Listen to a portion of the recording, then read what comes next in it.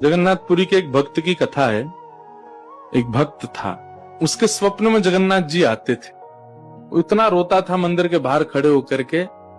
तो ठाकुर जी बोले, तू क्यों रोता है? बोले, आप बस मेरे साथ रहो, मुझे और कुछ नहीं चाहिए, और इस बात का मुझे अनुभव होना चाहिए कि आप मेरे साथ। तो भगवान जगन्नाथ जी ने उसको कहा, मैं तेरे साथ हमेशा हूं, और इसका अनुभव तुझे जब करना हो समुद्र की बालू में चलना, और थोड़ी दूर चलने के बाद फिर पीछे देखना, 2 पैरों के निशान तेरे होंगे और तेरे बगल में 2 पैर के निशान मेरे होंगे।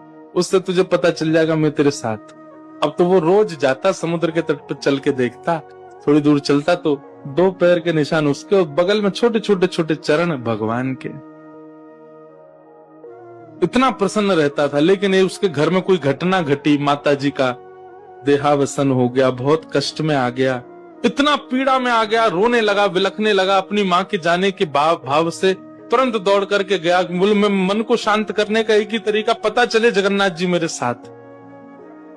अत्यंत पीड़ा में था। जैसे ही समुद्र के तट पर चल रहा था, रो रहा था बहुत तेज तेज। पीछे मुड़ करके उसने देखा तो 2 ही पैरों के चिन्ह थे। जगन्नाथ मंदिर के बाहर जाकर बोला, मैं समझ गया, मेरी माँ का देहावसन इसलिए हुआ क्योंकि आप मुझे छोड़ के चले गए हो। अब आप मेरे साथ में नहीं हो।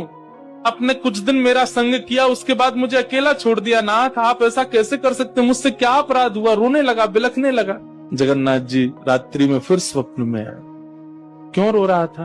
बोले, नाथ, आप मेरे साथ थे हमेशा, और आज आप मेरे साथ नहीं थे। मैंने जाके देखा 2 ही चरण चिन्ह थे, और आज ही मेरी माँ का भगवत धाम गमन हो गया। इसका मतलब आपने मुझे त्याग दिया ना? मुझसे कोई अपराध हुआ है? भगवान बोले, नहीं। तो फिर आज आपके चरण चिन्ह क्यों नहीं थे? भगवान बोले, कल तक मेरे चरण चिन्ह थे क्योंकि तू भी चल रहा था और मैं भी चल रहा था, परंतु आज तू पीड़ा में आ गया तो तुझे गोद में लेके मैं ही चल रहा था। वो मेरे चरण चिन्ह, तेरे नहीं, वो मैं ही हूं।